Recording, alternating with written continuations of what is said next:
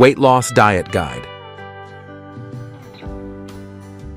Number 1.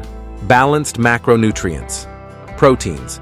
Include lean protein sources like chicken, fish, tofu, beans, and legumes. Protein helps in preserving muscle mass and keeping you feeling full.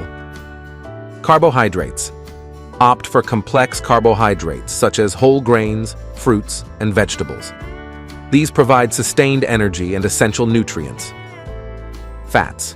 Choose healthy fats like avocados, nuts, seeds, and olive oil. Limit saturated and trans fats found in fried and processed foods. Number 2. Portion control. Be mindful of portion sizes to avoid overeating. Use smaller plates and bowls to help control portions. Number 3. Hydration. Drink plenty of water throughout the day. Sometimes, thirst can be mistaken for hunger. Subscribe and follow on other social media platforms.